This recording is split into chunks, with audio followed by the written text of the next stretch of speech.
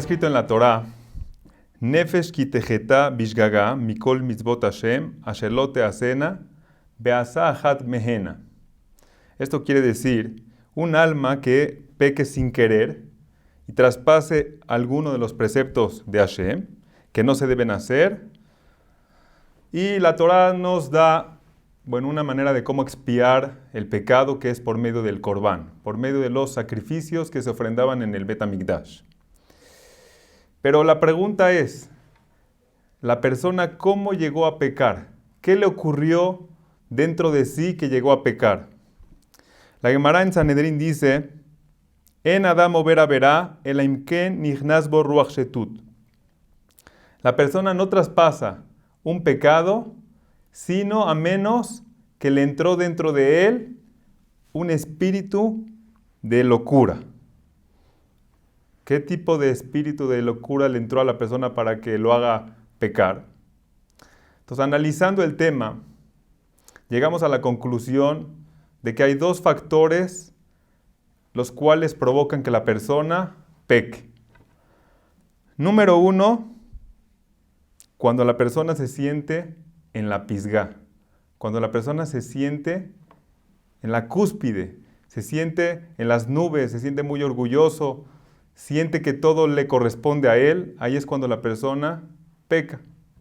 Otro de los factores que hacen que la persona llegue a pecar y le entre ese espíritu de locura es cuando la persona tiene una autoestima muy bajo, cuando la persona se siente muy deprimido. Ahí es cuando la persona peca. Y esto lo podemos encontrar insinuado en la palabra Nefesh, que fue lo que mencionó el versículo, Nefesh ki teheta, un alma que peque. La palabra Nefesh, si nos ponemos a analizarla, la Nun viene de la palabra Nefilá. La palabra Pe, Pisgá, y la Shin, Shetut. ¿Qué quiere decir? Cuando la persona peca, cuando se encuentra en una situación de Nefilá, depresión, autoestima bajo. Número 2, la P, Pisgá, se siente muy elevado, se siente que todo lo merece. Y ahí es cuando la Shin, cuando le entra a la persona un Ruach Shetut, ¿sí? Un espíritu de locura y por eso la persona peca. Y vamos a explicar una por una. Cuando la persona se siente muy orgulloso, se siente que todo le corresponde a él, que todo le toca a él, que él está por encima de todo lo que hay y existe, encima de las personas, la persona al final va a llegar inclusive a sentirse más elevado que mismo Dios. Se va a dar más importancia a él mismo que a lo que mismo Hashem nos ordenó en su Torá. Por eso dice el versículo, Berram levabeja beshachachta et Hashem elokeja. Se te va a elevar tu corazón, te vas a sentir más orgulloso y dice el versículo beshachachta, te vas a olvidar de Hashem. No te dice a lo mejor te vas a olvidar de Hashem. Si se te sube el orgullo, entonces te vas a olvidar de Hashem y de sus preceptos. Y esto lo hemos encontrado en toda la historia. Uno de los ejemplos es el rey Yarovam ben Nebat. El rey David fue escogido primero como rey, de ser el rey, digamos, definitivo, él y su descendencia sobre el pueblo de Israel.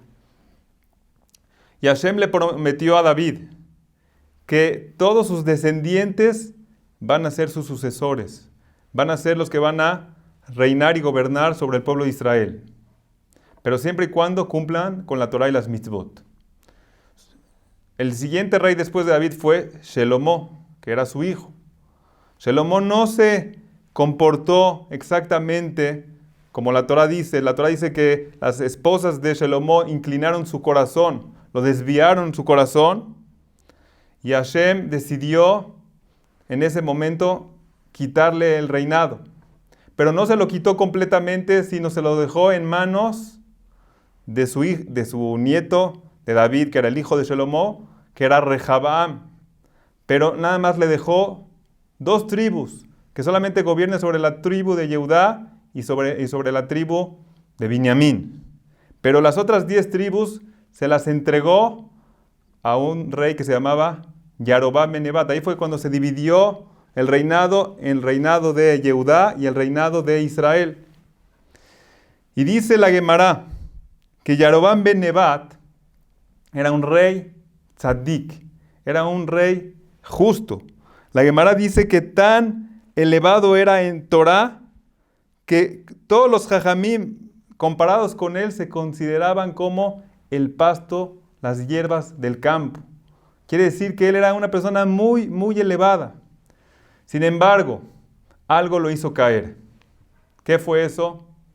Hay una ley que en el Bet HaMikdash no se podían sentar más que únicamente los reyes de David, o sea, los descendientes de David.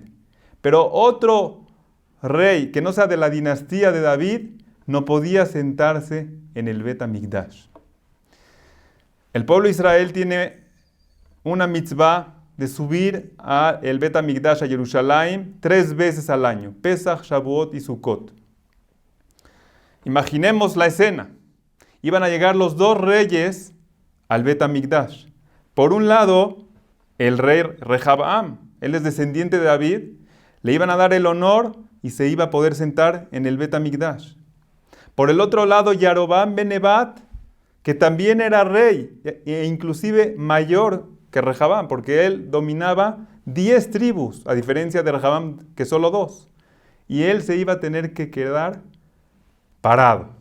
Imaginemos la escena.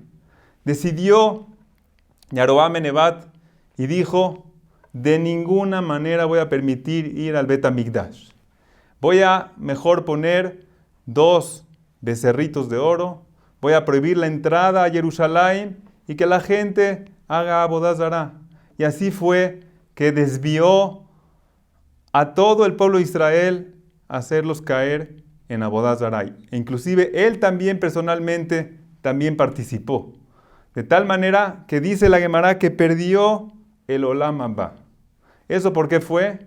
Por el orgullo. ¿Qué va a decir la gente? Yo estoy parado y mi contrincante está sentado en el Bet HaMikdash. Esa es la parte del orgullo que hace pecar a la persona, pero también la parte de la depresión, de la autoestima bajo, también hace caer a la persona. Hace que la persona pierda el sentido de la vida. Cuando uno está en depresión, ya lo que tenga, puede ser millonario, puede tener salud, puede tener familia, puede tener hijos, pero si está deprimido, si está en una situación de una autoestima bajo, entonces va a caer hasta el abismo. Quiere decir que poco a poco no le va a dar valor a sí mismo, ni tampoco a lo que hace, ni a lo que tiene, y de esa manera pues va a caer en el pecado. Y encontramos que ocurrió esto también, nada más y nada menos que con Jacob Avinu. Jacob Avinu, cuando vendieron a su hijo Yosef a Egipto, a Mitzrayim, dice la Torá de que Jacob Avinu se deprimió. Hashem todo el tiempo estaba con él, el resplandor divino estaba con Jacob Avinu, pero en el momento que él se deprimió, se entristeció, en ese momento Hashem se le apartó de su vida. Hashem se le apartó de su vida. Y por lo tanto, después de 22 años que volvió a ver a su hijo Yosef, ahí dice la Torá, Bateji Ruach Jacob, revivió el espíritu de Jacob. ¿Qué quiere decir? Que le regresó esa alegría y Hashem volvió a regresar con él. No queremos decir que Jacob vino pecó, él se supo controlar, no pecó, pero lo que sí perdió fue 22 años que el resplandor divino no lo acompañó, no habló con él, no se aconsejó con él. ¿Y cómo podemos superar estos 2 puntos? Bueno, el primer punto, que es el punto del orgullo, tenemos que superarlo por medio de el musar, por medio de que la persona estudie todos los días ética, que se dé cuenta de lo bueno que son algunas cualidades pero lo malo que son otras cualidades. Y cuando uno ve lo malo que es el orgullo, poco a poco va a tratar de deshacerse de ella. Por el otro lado, ¿sí? ¿Cómo la persona puede superar la depresión? A eso dicen Jajamim, que la persona tiene que tener bitajón en Hashem. Tiene que tener confianza en Hashem. ¿Sí? Que todo lo que Hashem hace a la persona es para bien. Y si a lo mejor está pasando por alguna situación que lo angustia o lo que sea, pero él tiene esa bitajón, esa confianza, esa emuná, esa fe en Hashem, va a poder superarlo. Y de esa manera va a poder recuperar su alegría. Y nos damos cuenta que cuando la persona tiene alegría, todo le sale mucho mejor. Todo le sale perfectamente bien. Ojalá que Hashem nos ayude a poder superar estos dos puntos y no lleguemos a pecar, sino siempre vivamos felices y con humildad.